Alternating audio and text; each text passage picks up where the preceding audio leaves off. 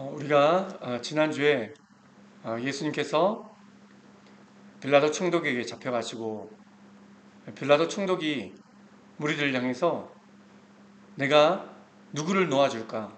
이 바라바를 놓아줄까?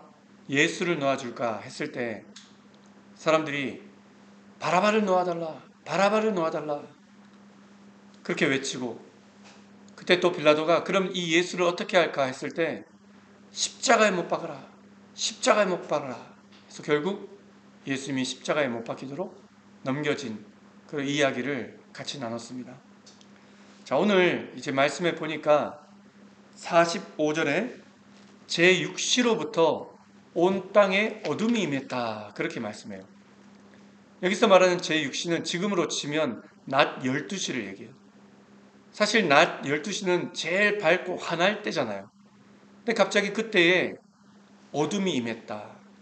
그리고 그것이 제9시까지, 지금으로 얘기하면 낮 3시까지 그것이 계속 지속이 되었다 그렇게 말씀하고 있어요. 자, 그런데 그 제9시, 지금으로 말해 오후 3시가 되었을 때 예수님께서 큰 소리로 외치셨대요. 뭐라고 소리 지르셨냐면 엘리 엘리 라마 사박다니, 의미는 나의 하나님 어찌하여 나를 버리셨나이까, 이 뜻이에요. 어찌하여 나를 버리셨나이까. 자, 그때에 이 모습을 보고 있던, 또 이 소리를 듣고 있던 사람들이 자기들 멋대로 이것을 해석하면서 지금 예수가 엘리야를 부르고 있다. 엘리야를 부르고 있다. 엘리야가 지금 와서 구원해 주나 우리가 한번 보자. 그렇게 막 이야기하기 시작한 거예요. 또 어떤 사람은 이 예수님의 입가에 심포도주라도 좀 이렇게 묻혀주려고, 해면, 이 스펀지죠. 이렇게 묻혀서 좀 가려고 하는데 사람들이 가만둬라. 엘리야가 와서 진짜 구원해 주는지 한번 보자. 그렇게 사람들이 얘기했어요. 자, 그때 어쨌든 예수님께서 50절 말씀해 보니까 예수께서 다시 크게 소리 지르시고 영원히 떠나시니라 그렇게 말씀해요. 아까도 예수님께서 엘리 엘리 라마 사박다니 이렇게 외치셨지만 그 이후에도 몇 마디를 더 말씀하셨다는 기록이 있어요. 특별히 우리가 이것을 좀 어려운 말로 가상칠언이라고 얘기를 하는데, 아까 엘리 엘리 라마 사박다니는 예수님께서 십자가에서 네 번째로 하신 말씀이라고 해요. 자, 그리고 다섯 번째로 예수님이 하신 말씀이 내가 목마르다. 아마 그 얘기를 듣고 이제 어떤 사람이 예수님께 이 심포도주라도 좀 적셔서 주려고 했던 것이 아닌가 싶어요. 그리고 여섯 번째는 다 이루었다.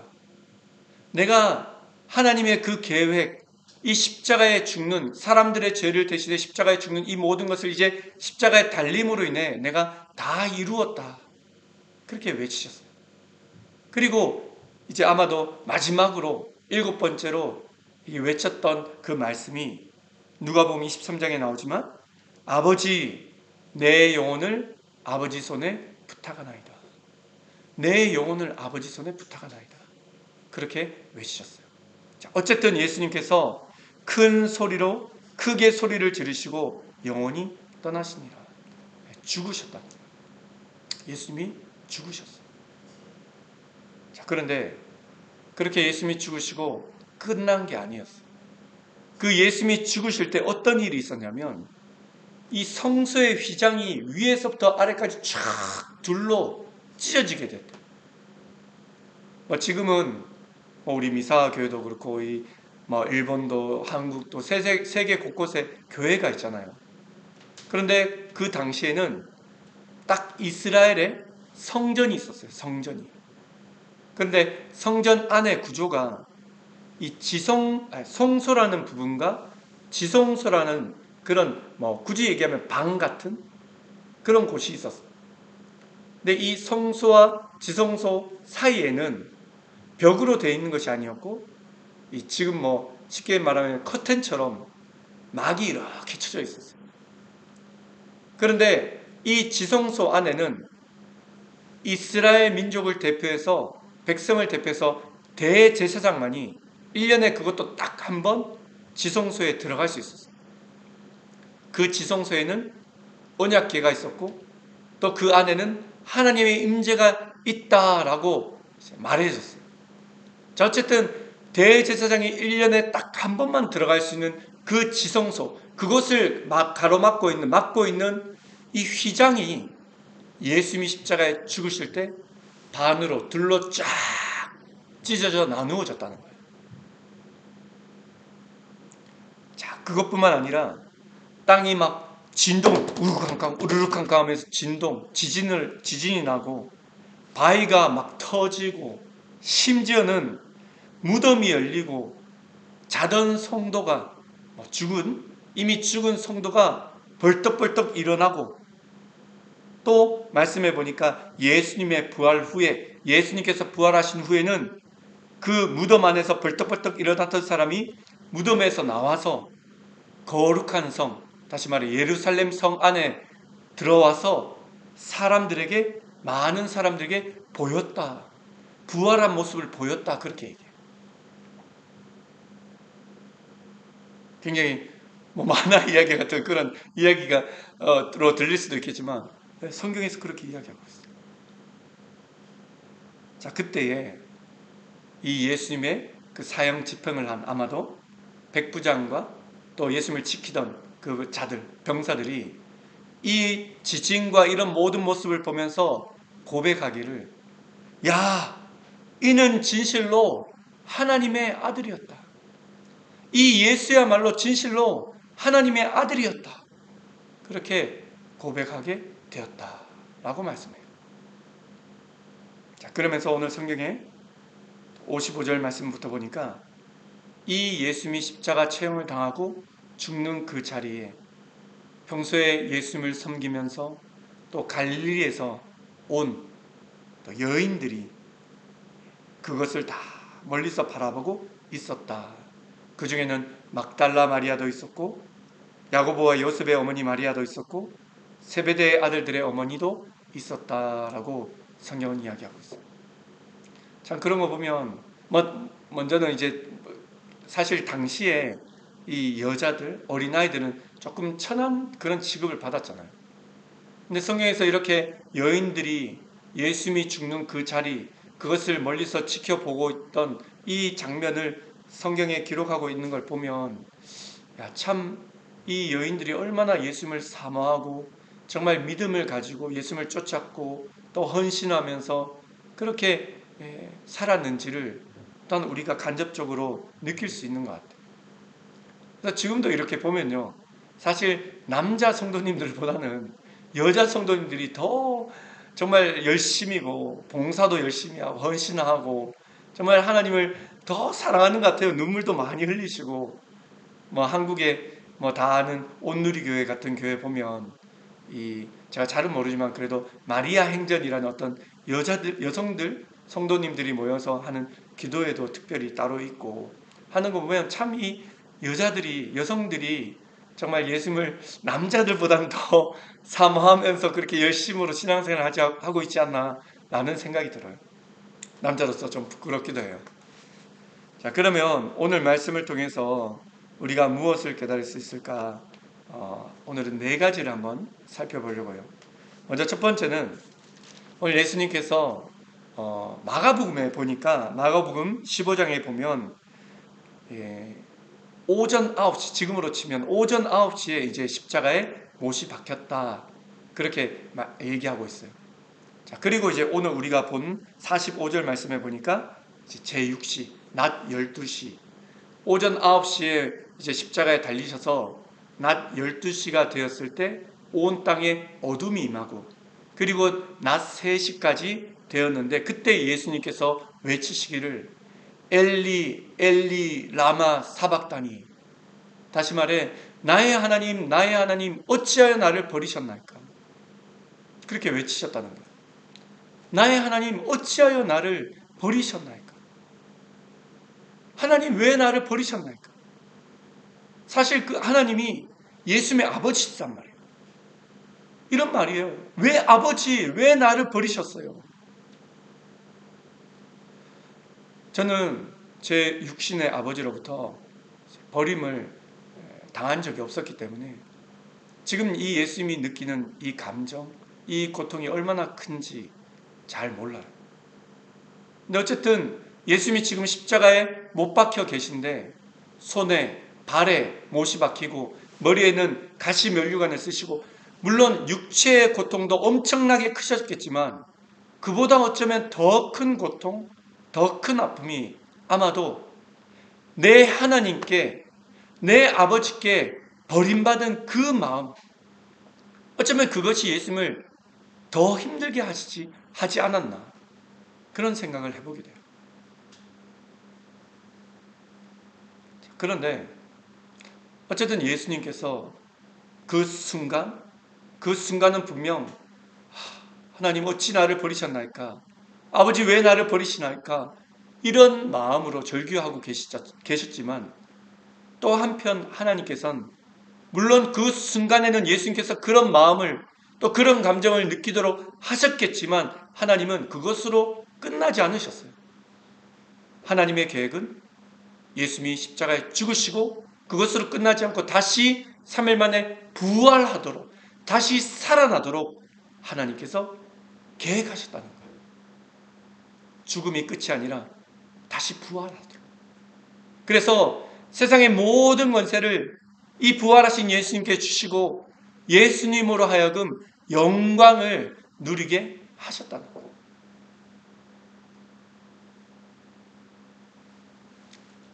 어쨌든 오늘 예수님이 십자가에 못 박히셔서 하나님 어찌하여 나를 버리셨나이까? 그렇게 외치셨어요.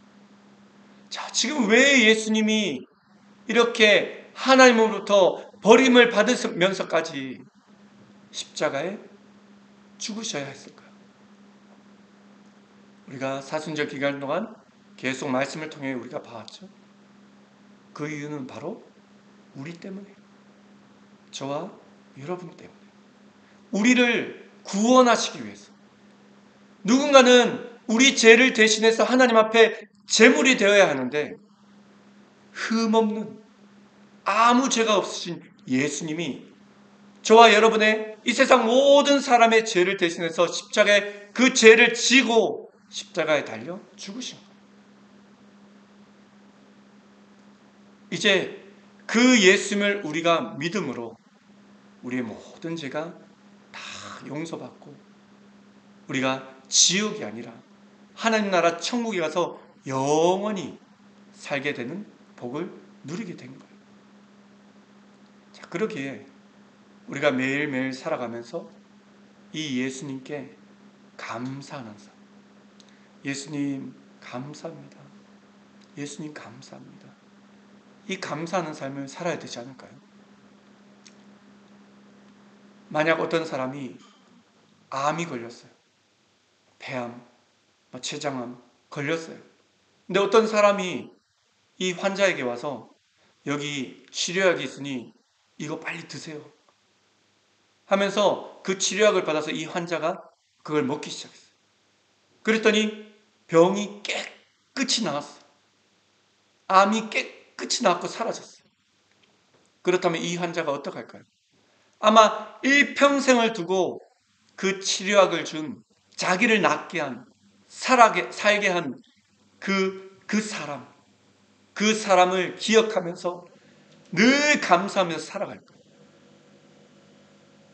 이 땅에서의 삶, 자기를 살아나게 한 그 사람에게도 그렇게 감사할 텐데 하물며 죄로 인해 영원히 죽을 수밖에 없는 지옥에서 영원히 고통받을 수밖에 없는 우리를 저 천국에서 영원히 살게 해주신 이 예수님을 우리가 매일같이 감사해야 되지 않을까요? 예수님 앞에. 저는 어쨌든 오늘 또 이 모습을 이렇게 묵상하면서 또 이런 생각도 해봤어요. 우리가 예수님을 믿고 하나님의 자녀로서 이제 살아가다 보면 때로는 우리도 뭔가 하나님 앞에 버림받았다 라는 어떤 그런 감정을 느낄 때가 아마 한두 번씩은 있으셨지 않았나 싶어요. 저도 물론 있었어요. 특별히 제가 2년 전에 제 공황장애로 어려움을 겪고, 그리고 나서 막 육체적 뿐만 아니라 정신적으로 너무 힘든 시간을 몇 개월 동안 보냈어요. 근데 그때 마치 제 마음에는 내가 하나님께 버림받았다 이런 생각이 너무너무 크게 저에게 다가온 거예요. 아니, 내가 예수님의 복음을 전하려고 일본에 왔는데, 그것도 이 시골에 미사와까지 와서 이렇게 하나님 나라를 위해서 열심히 했는데, 나에게 잘했다고 칭찬하고 나에게 상 주기보다는 내가 왜 이렇게 공황장애에 걸리고 이렇게 힘들어야 되나? 하나님 정말 나를 지금 지켜보고 계신가요? 하나님 정말 나를 도와주고 계신가요? 하나님은 아무 말씀도 안 하시고, 마치 제가 하나님으로부터 버림받은 것처럼, 너 이제 쓸데없어. 난 너를 그냥 놨어. 마치 이런 기분이 계속 저를 힘들게 하는 거예요. 그런데 이제 시간이 지나고 지금 이렇게 돌아보면, 내가 그때는 하나님께 버림받았다. 정말 괴롭고 힘든 시간을 보냈지만 어쩌면 그런 시간이 있었기에 내가 뭔가 또 다른 하나님의 어떤 영적인 선물, 기뻐할 수 없는 중에도 기뻐하고 감사할 수 없는 중에도 감사하고 더 하나님을 찾고 부르짖는 그런 은혜를 제가 누리게 된 것이 아닌가 싶어요. 하나님께서 우리에게, 다른 말로 하면 고난이죠, 시련을 겪게 하시는 건 하나님의 아마 본심이 아닐 거예요.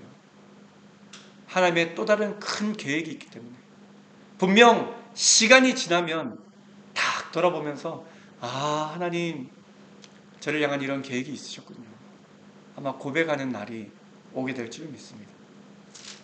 자, 이제 두 번째로 우리가 한번 살펴볼 것은, 어쨌든 예수님께서 십자가에 이렇게 못 박히시고 소리를 엘리 엘리 라마 사박다니 외치시고, 또 나중에 더 또 큰 소리로 외치시고 이제 영원히 떠나가시니라. 예수님이 죽으셨어요.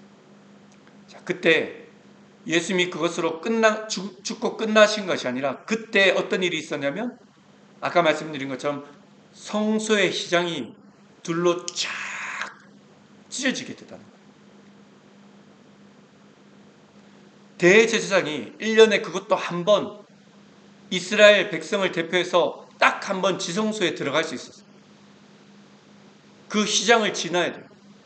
근데 그 휘장이 쫙 찢어져서 이제는 누구라도 이 지성소에 들어갈 수 있도록, 누구라도 하나님의 임재를, 하나님 앞에 나와서 하나님의 임재를 경험하고 하나님과 교제할 수 있도록 하나님께서 문을 열어주신 거예요. 그것을 히브리서 10장 19절에는 이렇게 말씀해요.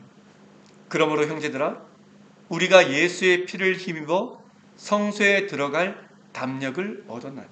형제들아, 우리가 예수의 피, 십자가의 피를 힘입어 성소에 들어갈 수 있는 담력을 얻었다.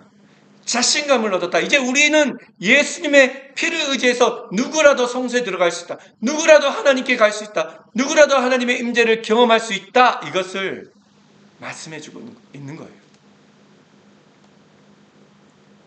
자, 그러기에 오늘 우리 성도님들 이제 자리에 나와서 앉아 계시는데, 우리가 이 하나님 앞에 나와서 예배를 드릴 때 우리가 어떤 마음으로, 어떤 자세로 우리가 예배를 드리면 될까요?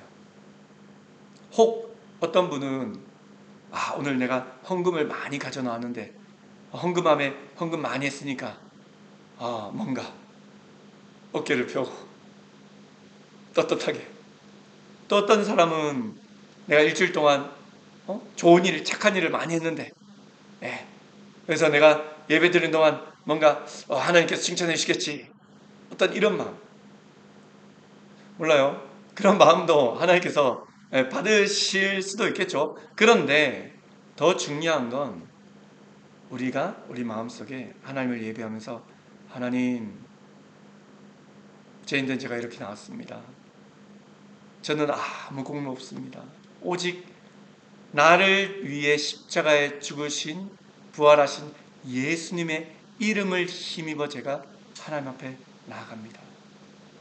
예수님의 십자가의 보혈, 피를 힘입어 제가 하나님께 나아갑니다. 이런 마음을 우리가 예배 시간에 가져야 될 줄 믿습니다. 요한복음 4장 24절에 우리가 너무나 잘 아는 말씀이죠. 하나님은 영이시니 예배하는 자가 영과 진리로 예배할지니라. 하나님은 영이시래요. 하나님은 눈에 보이지 않으세요. 영이세요. 근데 우리가 하나님께 예배할 때 우리가 역시 영과 진리로 예배할지니라 그렇게 가르치고 있어요. 영과 진리로. 무엇을 얘기하는 것일까요? 영은 아마도 성령님이시겠죠. 성령. 우리 안에 계신 성령. 진리는 뭘까요? 예수님께서 요한복음에서 말씀하시죠. 내가 곧 길이요 진리요 생명이니. 진리는 예수 그리스도예요. 결국 하나님은 영이신데 하나님께 예배하기 위해서 나오는 사람은 결국 예수님을 믿고 성령이 임해서 그 마음으로, 그 모습으로, 그 믿음으로 하나님 앞에 나와 예배하는 거예요. 예수님을 믿고 예수님의 이름으로. 지금 우리 교회도 뒤에 이제 십자가 보이시죠? 십자가 보이고 우리 강단, 이 강단에 보면 이제 색깔이 빨간 카페트가 깔려 있어요. 제가 어렸을 때 이제 한국의 모교회죠. 그 교회는 그 성도님들이 지금 앉아 계시는 그 자리까지 전부 빨간색으로 카페트로 깔려 있었어요. 저희 모교회뿐만 아니라 아마 주위 교회도 뭐 한국의 많은 교회가 뭐 거의 그런 식이었어요. 물론 지금은 뭐 교회 리모델링을 하고 새로 건축하면서 어떤 그런 모습은 조금씩 사라졌지만, 자, 그럼 왜 이 강단 그리고 성도님들이 앉아 계시는 그 자리까지 빨간색 카페트 혹은 그렇게 빨갛게 칠해놨을까요?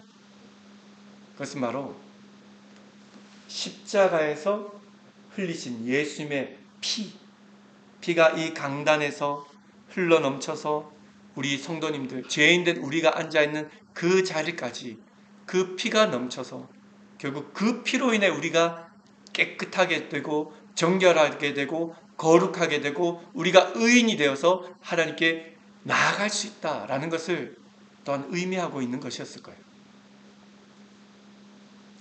자, 이제 세 번째. 자, 오늘 예수님께서 죽으셨을 때 휘장이 찢어지고 뿐만 아니라 땅이 막 진동하고 막 지진 같은 진동을 하고 뿐만 아니라 바위가 막 펑펑 터지고 아마도, 그리고 말씀해 보니까 무덤이 열리고 자던 성도들, 이미 죽었던 성도들의 몸이 많이 일어나게 됐대요. 뿐만 아니라 예수님의 부활 후에 그 사람들이, 몸이 벌떡벌떡 일어났던 사람들이 무덤에서 나와서 거룩한 성, 이 예루살렘 성에 들어와서 많은 사람에게 보이게 됐대요. 아까도 말씀드렸지만 참 만화의 이야기 같은 그런 내용이에요. 그러나 성경이 말하고 있기에 진실이죠. 사실이죠. 제가 주석을 한번 찾아봤어요.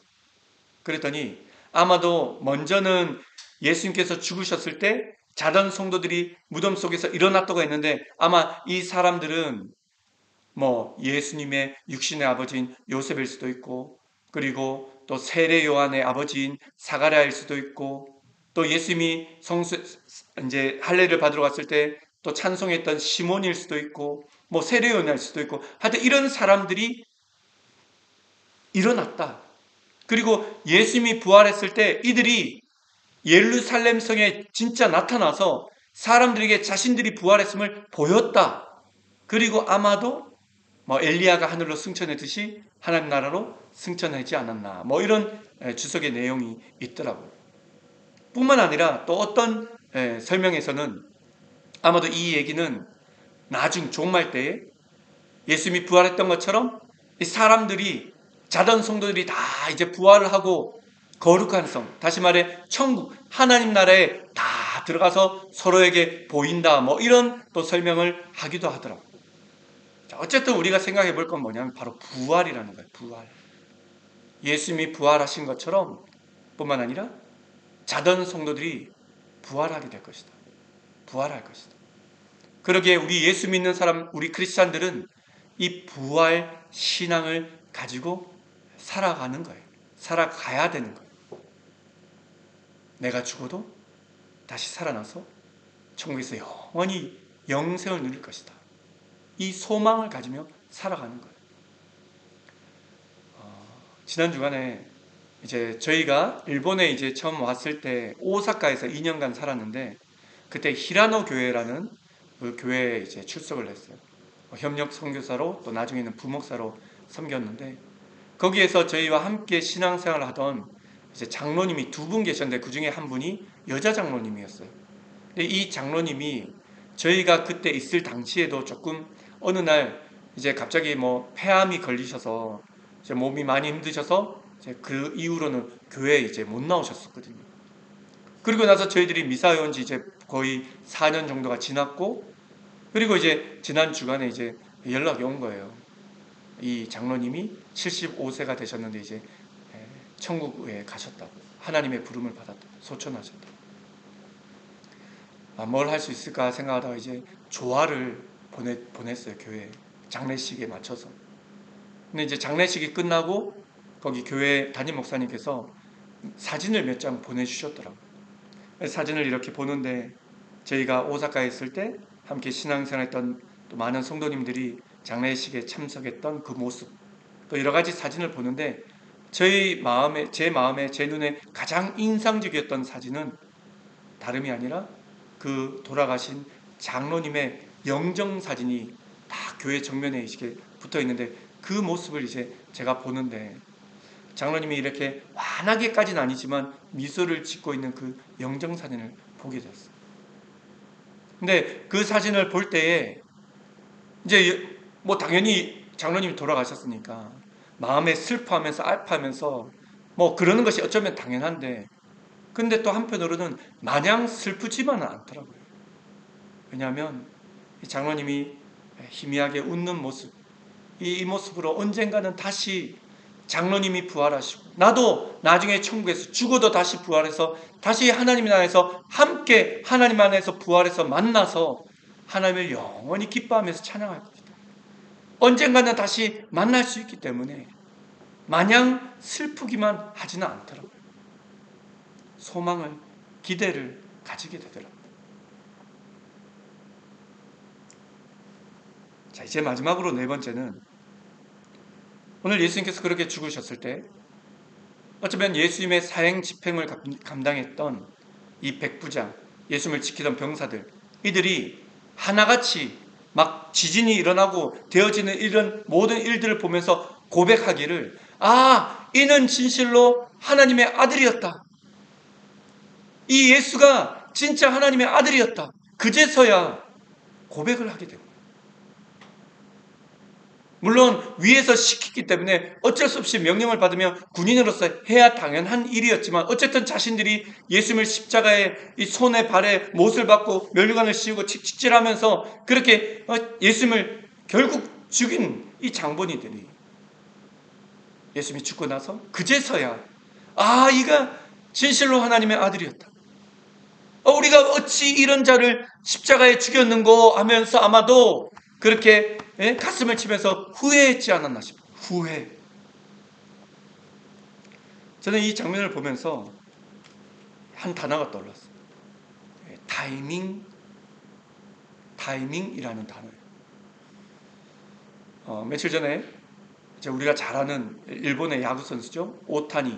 지금은 이제 미국에 가서 메이저리그에서 이제 활동을 하지만 근데 이 오타니 선수가 한국의 개막전을 치르기 위해서 이제 왔다는 뉴스를 들었는데 그런데 좀 안타까웠던 사실은 이 오타니 선수의 통역을 맡고 있던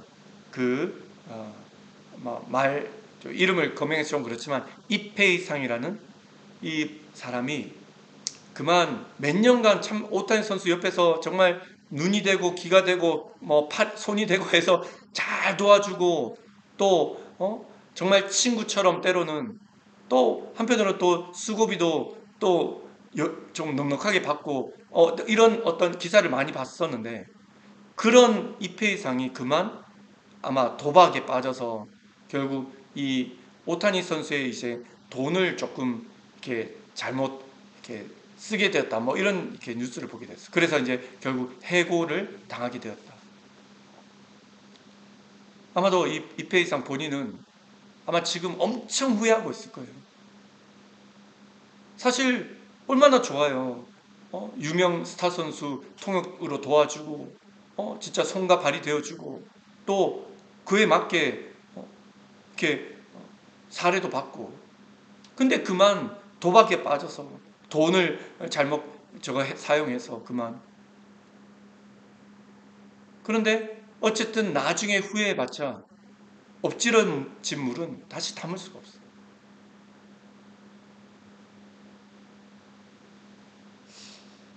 전도를 해보면 어떤 사람은 뭐 필요 없어. 난 뭐 내가 믿고 있는 게 있다고 하는 사람도 있고, 어떤 사람은 내가 지금 시간이 없어서 그렇게 말하는 사람도 있고, 또 어떤 사람은 좀 내 머리로 좀 이해되면 내가 믿겠다 하는 사람도 있고. 어쨌든 밀어요. 예수 믿기를 밀어요. 근데 사실 지금 우리가 탁 돌아서서 1분 후에, 10분 후에, 뭐 하루 이틀 후에 우리가 이 세상을 떠날지 어떻게 알아? 또 예수님이 오늘 밤에 이 땅에 다시 재림하시면 결국 이 땅은 끝인데 그걸 우리가 어떻게 알아? 근데 그때 예수님이 이 땅에 오시고 나서 세상이 끝나고 나서 우리가 죽고 나서 내가 그때 전도 받았는데 예수를 믿을 걸 그때 가서 후회해봤자 다 소용없는 거예요. 가장 좋은 그 타이밍, 그 좋은 기회 시간이 바로 지금인데, 나중에 내가 이해되면 시간이 있을 때 나중에 그때 가서는 늦는 거예요. 몰라요. 어쩌면 오늘 이 백부장과 병사들이 뭐 물론 예수님을 이미 다 죽이고 나서 후회하고 이가 정말 하나님의 아들이었구나 이렇게 고백했지만, 그렇다고 해서 정말 그리고 나서 예수님을 믿었다면 정말 다행한 일이고, 그리고 나서라도 아마 믿지 않았다면 너무 안타까운 그런 일이 되는 거죠.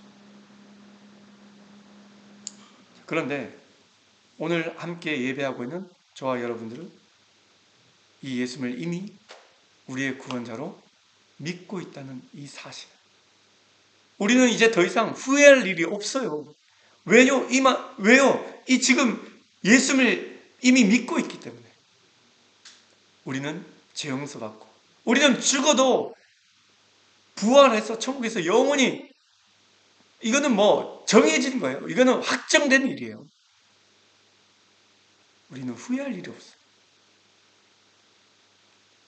이렇게 내가 십자가에 달려 죽으시고 부활하신 예수님을 믿고 있는 이 사실로 인해서 날마다 기뻐하시고 또 감사하며 살아갈 수 있는 우리 모두가 될 수 있기를 간절히 소원합니다. 기도하겠습니다.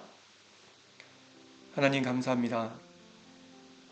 오늘 말씀을 통해서 다시 한번 나 같은 죄를 위해 십자가에 못 박혀 죽으시고 부활하신 예수님의 크신 그 사랑, 그 구원의 은혜를 깨닫게 하심을 감사드립니다. 정말 이것이 그 세상의 무엇과도 비교할 수 없는 가장 큰 복임에도 불구하고 우리가 그저 세상에 눈이 팔려서 세상 것에 내 기분을 맞추고 세상 것에 내가 즐거워하려고 했던 모든 잘못된 생각들, 죄를 용서하여 주옵소서. 이제 예수님을 믿는 믿음 안에서 또 하나님 앞에 정말 예배함으로 날마다 영광 돌리며 또한 이 세상에 죽어가는 영혼들에게 우리의 구원자 되신 예수님의 그 존귀하신 이름을 잘 전하며 살아가는 모두가 되게 인도하여 주시옵소서. 또한 우리 성도님들 한 사람 한 사람의 건강을 지켜주시고 정말 근신하며 깨어있게 하시고 기도하게 하시고, 또 우리가 가정에 있든지 직장에 있든지 또 학교에 있든지 교회에 있든지 우리가 어디에 있든지 하나님을 기쁘시게 하는 삶을 잘 살아갈 수 있게 인도하여 주시옵소서. 감사드리며 이 모든 말씀을 예수님의 이름으로 기도합니다. 아멘.